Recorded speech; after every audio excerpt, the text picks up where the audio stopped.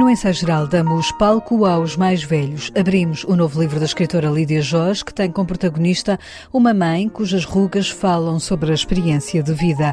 Mais à frente vamos ao Teatro Aberto, em Lisboa, ver o ator Miguel Guilherme, que diz pela primeira vez vestir o papel de um reformado.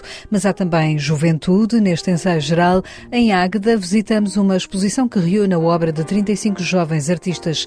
Tempo ainda para escutar os apontamentos de Guilherme de Oliveira Martins e o novo fado de Ana Moura. Fique connosco nos próximos minutos.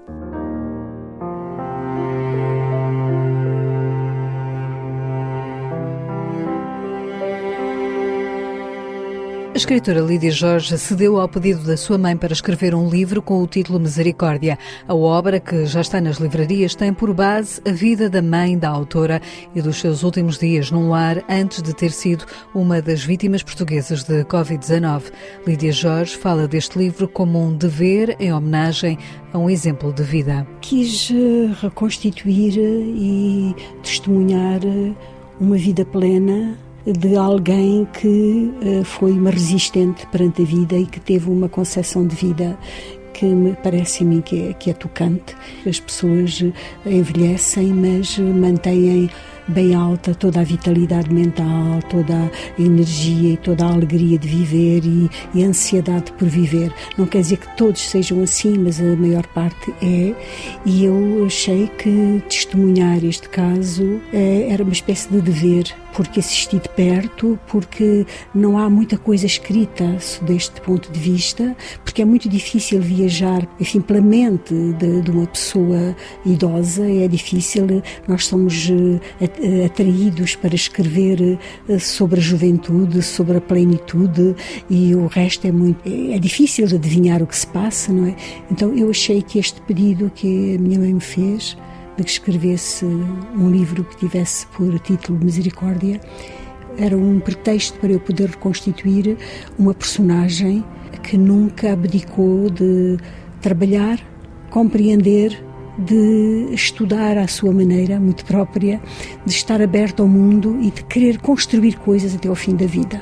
Isso pareceu-me que era um dever fazer e fiz com gosto, a princípio com dificuldade, mas depois, à medida que ia escrevendo, achei que estava no sítio certo. Lídia Jorge dedica Misericórdia à sua mãe e a outro amigo que também morreu de Covid-19, o escritor Luís Sepúlveda. O livro foi uma missão que lhe foi confiada, mas para a qual Lídia Jorge sentiu necessidade de encontrar um fio condutor, dando protagonismo à figura da mãe. Foi uma espécie de missão que ela me confiou, não é?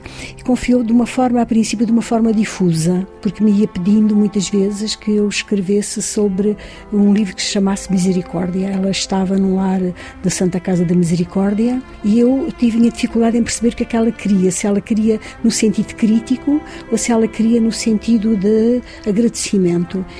Era no sentido de agradecimento. Ela dizia que era preciso compreender as pessoas quando as pessoas já não podiam movimentar-se como antes, que era bom haver atenção e o convívio entre as pessoas fosse feito não na base da crueldade, mas na base da compaixão. Ela pediu-me isso, a última vez foi no dia 8 de março de 2020 e pediu-me com insistência, nunca mais a vi, porque a seguir fecharam o lar e eu fiquei com essa, digamos, como uma espécie de dever que eu tinha de cumprir. A princípio não sabia, de facto, como proceder, porque tocar em alguma coisa muito pessoal, muito própria, em que eu própria teria de estar envolvida de qualquer modo e, portanto, senti que ia escrever alguma coisa que rompia com o pudor, que em geral quem escreve ficção tem, não é? Em geral nós escrevemos ficção para não nos mostrarmos, inventamos e dessa forma não nos mostramos. E aqui era impossível não tocar, não mostrar, mas depois acabei por várias coisas que aconteceram e até leituras que fiz na altura por perceber que havia uma saída e que era escrever um livro sobre um tu e não sobre um eu. Dar-lhe completamente a palavra, deixar que fosse o pensamento dela a fluir, ainda que fosse agora ficcionado. Debaixo do teto de um lar há um mundo de emoções e de relações, como se toda a humanidade ali estivesse contida, diz a autora. Lídia Jorge fez desta matéria humana literatura. Os entendimentos, os desentendimentos, os momentos de beleza, os momentos de dificuldade, os momentos de incompreensão, a luta. Ela falava muito da luta entre os cuidadores que eram atenciosos, pareciam ter nascido para cuidar das pessoas, e os outros que não eram, os outros que apareciam, enfim, porque não tinham outro sítio onde trabalhar e, portanto, não estavam virados para aí. Portanto, exerciam uma espécie de vingança que não se sabia porquê, mas um exercício de crueldade. E ela percebia muito bem isso. E percebia também a dificuldade que havia no recrutamento, não é? E percebia, e falou muitas vezes, e tive muitas provas, de que a direção procurava que não ter essas pessoas ao trabalho, mas não havia mais, não é? O que me interessou, porque eu não escrevi um livro para denunciar nada. Isto não é um livro sociológico, não é um livro para dizer maltrataram ou para dizer não é assim que se faz. Eu não sei como se faz. Para mim é ao mesmo tempo o espanto, a maravilha e a pena, tudo misturado diante de situações que são muitas vezes pungentes, por vezes violentas, que são amorosas, uma variedade, como se ali estivesse contido o mundo inteiro.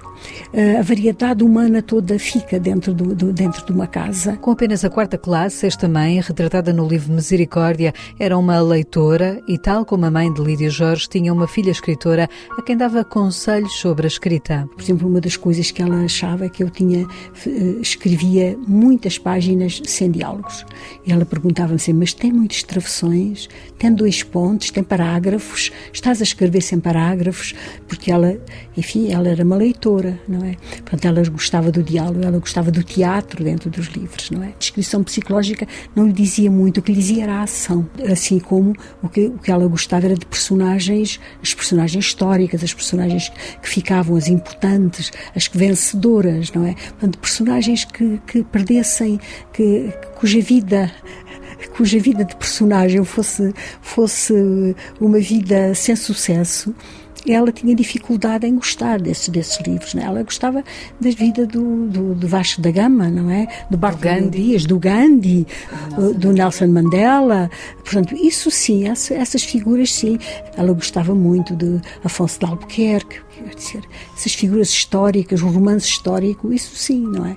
Porque tinha a certeza que tinham ficado no palco da celebridade. Em Misericórdia, o protagonismo é dado a esta mulher que vive de uma memória viva. Ela habita o mesmo lar onde, tempos depois, surgiram notícias que chocaram o país com idosos a serem atacados por formigas. As imagens surpreenderam Lídia Jorge. A autora fala desses ataques de forma quase premonitória no livro. Eu fiquei muito surpreendida e até preocupada e incomodada com essa coincidência, mas eu devo dizer o seguinte: a invasão de formigas é alguma coisa que vem desde o dia dos prodígios. A formiga é, digamos, uma espécie de elemento intermediário entre nós próprios e as bactérias e os vírus, quer dizer, entre a outra bicharada que é invisível. Mas com as formigas nós podemos fazer uma espécie de exercício de como é impossível os seres humanos defenderem-se de bichos de muito menor dimensão, não é? E isso sempre me tem preocupado desde sempre. E como é alguma coisa muito comum no Algarve, por causa do calor e por causa, enfim, de outras condições, como os pomares e assim, acontece que sempre me tem aparecido a história das formigas nos meus livros. Inclusive é o vento assobiando nas gruas, a avó morre coberta de formigas. Portanto, é alguma coisa que está no meu imaginário. Agora, o que é que eu fiz nesse livro? Alguma coisa que não é real, para não estar a descrever a pandemia. Digamos, queria fugir dessa realidade, não é? Queria que essa realidade fosse descrita, como depois é, de uma forma, digamos, fantasmagórica e não direta. Então eu achei que podia dividir e podia antecipar uns meses uma invasão de formigas em que os comportamentos humanos pudessem ser descritos e criei essas páginas. São 5 capítulos, mas nunca imaginando que depois fosse a acontecer alguma coisa que foi, na minha perspectiva absolutamente injusta, dramático e triste o que aconteceu àquela senhora. Misericórdia conta também a história de alguém que fez um caminho de fé, diz-nos Lídia Jorge. Ela queria acreditar em Deus. Ela queria acreditar em Deus e, no final, ela acredita numa força, numa totalidade, ela acredita. E depois há uma passagem que há um encontro com as viúvas, primeiro, em que ela se mostra muito renitente, nem sequer quer ouvir rezar o terço. E depois há outra em que ela... É talvez, para mim, a página que eu mais gosto desse livro, aquela que eu gostaria de ler em voz alta, era essa página, que é a página quando ela pede para ouvir rezar o terço, faz a associação com os sons belos da natureza todos, não é? E ela, para que as viúvas ficassem contentes, se mesmo elas lhe pedirem, dizem: eu acredito em Deus. E no final há uma amiga dela, que é a Dona Rita de Lyon, que estava sempre a ver o Anjo da Guarda, não é? E ela não acredita propriamente no Anjo da Guarda, não é? Mas no final, durante a pandemia, já no final, Dona Rita de Lyon diz: eu agora já não acredito no Anjo da Guarda. E ela diz não, ele existe e está no nosso terraço. E outra diz: lá, ficou feliz com isso, não é? Porque o Anjo da Guarda estava no terraço. Ela ajuda os outros a acreditarem. Quer dizer, ela tem dúvida, mas ajuda os outros a acreditarem. A forma de acreditar noutra coisa, na transcendência, é acreditar absolutamente o mais possível na imanência. Nisso devo dizer que procurei ser fiel à figura. Portanto, não alterar aquilo que foi a figura real da minha mãe. Lídia Jorge e o livro Misericórdia, que já está nas livrarias com a chancela de Dom Quixote. No Teatro Aberto em Lisboa estreia amanhã uma peça protagonizada pelo ator Miguel Guilherme. O Coração de um Pugilista é um texto de Lutz Hubner que conta com a encenação de João Lourenço. Em palco está a história de vida de um pugilista reformado que vive num lar, contou ao ensaio geral Miguel Guilherme. A história é uma história relativamente simples. É um pugilista, já reformado há bastante tempo, que está num lar para velhos.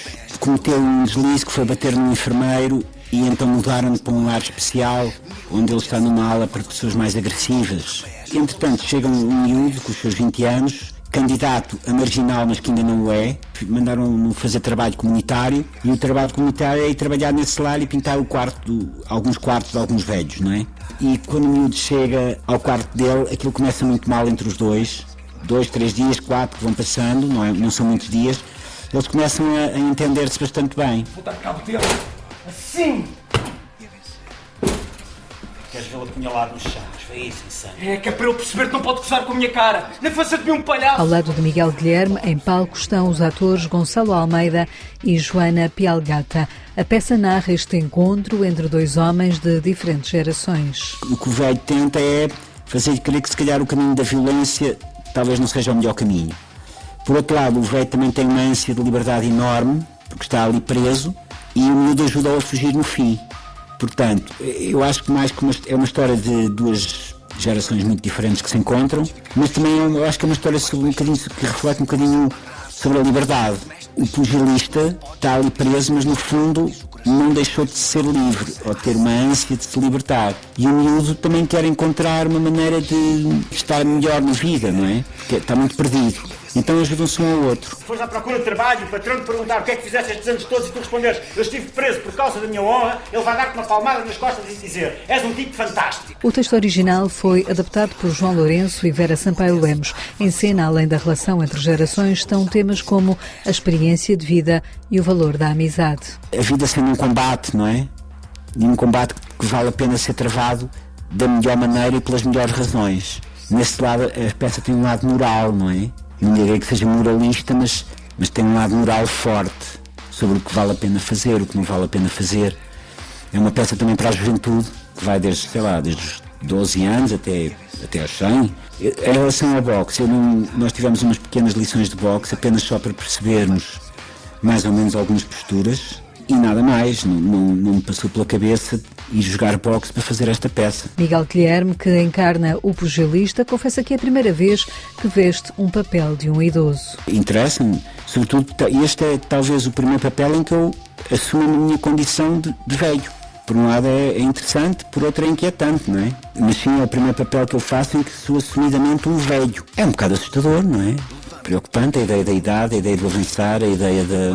Mas quer dizer, mas são coisas que não me tiram o sono. Mas quando penso nisso, todos nós temos que, de certa maneira, ter que lidar com isso, não é? Mais tarde ou mais cedo na nossa vida, não é? O Coração, de um pugilista, vai estar em cena no Teatro Aberto, em Lisboa. Eu nem sei para que é que eu estou para aqui a falar contigo. Ias armar-te em herói, para mim era gostar de ti e praticaste uma boa ação. Mesmo que toda a gente ache que és um parvo, não deixa de ser uma boa ação, devias orgulhar-te disso. Se a miúda gostar de ti, também se vai orgulhar do que tu fizeste. Viajamos até Águeda. No Centro de Artes, até 15 de janeiro do próximo ano, pode descobrir uma exposição que dá a conhecer 80 obras de 35 artistas de diferentes geografias, de Portugal a Angola, passando por Moçambique, África do Sul, República Democrática do Congo, São Tomé e Príncipe, Burkina Faso, Namíbia, Holanda, Alemanha e Brasil. A exposição Immateriality é composta por 3 núcleos, com um foco especial na arte africana, diz a curadora Graça Rodrigues. Há aqui uma ligação muito forte aos territórios africanos, com uma conexão também muito grande àquilo que são as afinidades relacionadas com a galeria mentora do projeto, que é a Galeria Sinota White Cube, que tem um projeto que nasce em África e que vem depois para Portugal, e portanto esta materialidade tem muito também a ver com isso, com o território em si, com aquilo que são as expressões que se têm vindo a afirmar do sul global, de uma materialidade muito imponente que se afirma um pouco por, não digo por oposição, mas como uma alternativa àquilo que é o movimento conceptual que se afirmou mais ao longo das últimas décadas no mundo ocidental, e portanto há agora quase uma contracorrente da afirmação destas questões da matéria. Fotografia, escultura, pintura, instalação, mas também trabalhos com têxteis e miçangas ou desenho fazem esta exposição que reflete sobre a herança colonial, temas que estão cada vez mais presentes nos artistas europeus, mas que Graça Rodrigues explica que começaram antes, entre os artistas africanos. Há uma voz dentro do meio artístico em África que há muito mais tempo reivindica uma série de questões, expõe uma série de questões, quase como há uma esfera do ativismo que é muito presente, ou diria que em Portugal isso acontece, mas há uma antecipação nestes territórios, porque aquilo que enfrentamos hoje em dia, ao nível da fragmentação social, etc., há uma série de questões que estão em cima da mesa na discussão na Europa, que se enfrentam nesses territórios há bastante mais tempo, e portanto a reivindicação é também anterior, esse espelho é também anterior, e diz que as comunidades artísticas são muito a antecipação dessas vozes, e são também em África, como são em Portugal, são também em África. São essencialmente artistas jovens e por isso também trabalham sobre as questões da urgência climática. Estamos a falar de artistas nascidos naquilo que se pode definir como a geração do pós-25 de Abril, portanto do pós-independência nos territórios africanos, e depois as gerações que se sucedem, portanto há desde nascidos em 74, 75 até aos anos 90, os mais jovens são já dos anos 90, mas sempre com uma afinidade muito grande com esta questão da necessidade de consagração, de recuperação de práticas ancestrais de criação artística, que muitas vezes passam pela questão da tecelagem, e voltamos a ter novamente esta imposição da matéria, ou tenho, por exemplo, em exposição como exemplo a Vanessa Barragão, que faz a recuperação nas suas obras de mais de 7 diferentes formas de tecer a lã, formas ancestrais, em que ela usa essas práticas para compor obras de grande escala, grandes instalações, a partir de lã, para uma reflexão que tem a ver com questões de ordem mais ligadas à ecologia, à aspiração da era do pós-antropoceno, a era geológica moldada pela humanidade, não é? Que tem a ver com o que enfrentamos, o nível do aquecimento global, etc.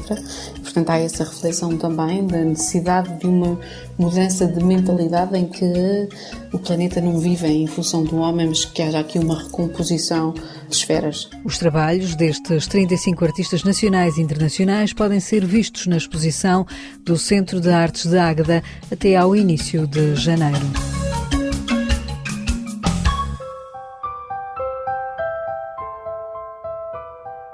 No ensaio geral, escutamos agora Guilherme de Oliveira Martins, o colaborador semanal do Centro Nacional de Cultura, dá-nos uma leitura de Misericórdia, o novo livro da Lídia Jorge. Aqui onde me encontro, mesmo em tempo de primavera, quando os dias costumam ser do tamanho das noites, a noite é sempre mais longa que o dia.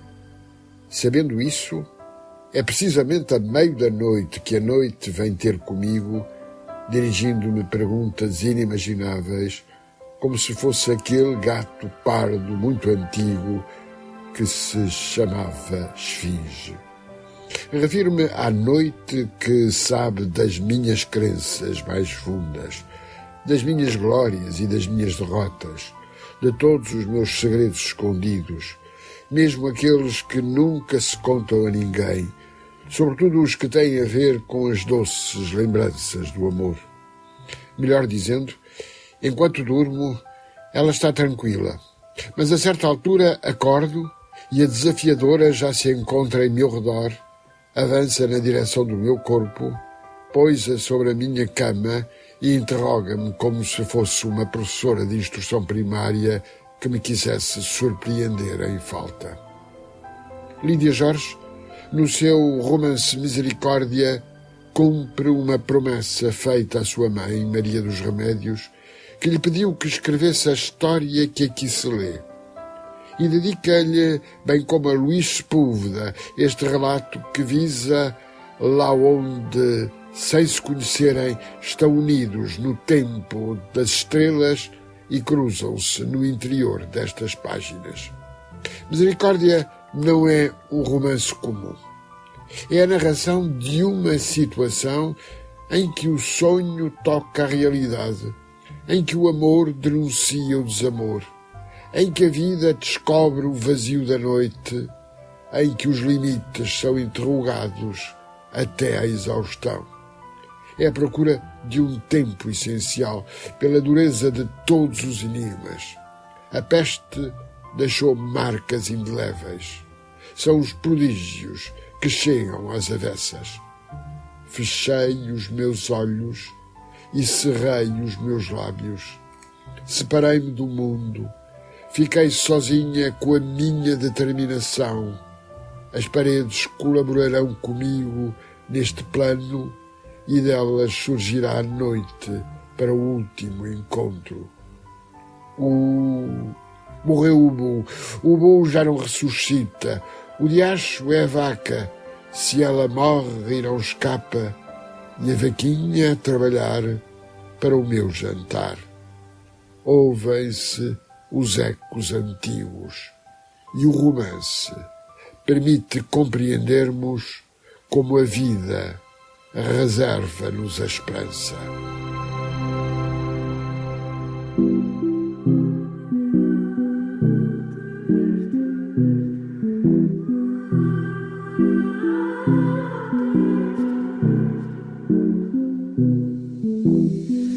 Moro na costa, solto um grito, deixei muitas lágrimas na areia, levo umas cidades no meu cinto, trago umas tragédias na traqueia. É mais um aperitivo do disco que vai sair em novembro. A Real Triste é o mais recente single de Ana Moura. A fadista tem prevista a edição do novo disco Casa Guilhermina para 11 de novembro e tem já concertos agendados para Berlim, Amsterdão, Londres e Paris. Ana Moura dá voz à música que tem autoria sua, partilhada com Pedro Mafama e Pedro da Linha. A guitarra é de Ângelo Freire e as percussões de Mário Costa. É com a Real Triste que fechamos o ensaio geral, que teve sonorização de José Luís Moreira. Voltamos de hoje a 8 dias com novas sugestões culturais para si. Até lá, boa noite e bom fim de semana.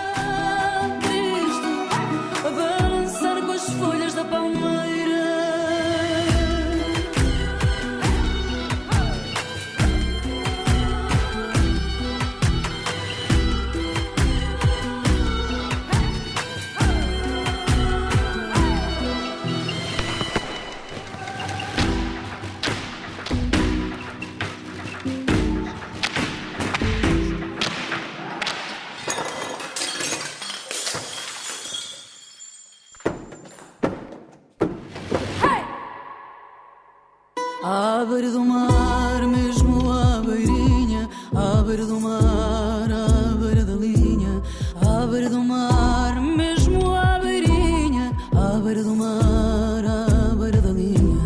E que estas horas não passem sem mim, que esta carruagem não seja meu fim, e que estas portas não fechem sem mim, até que as tuas cordas se amarrem a mim.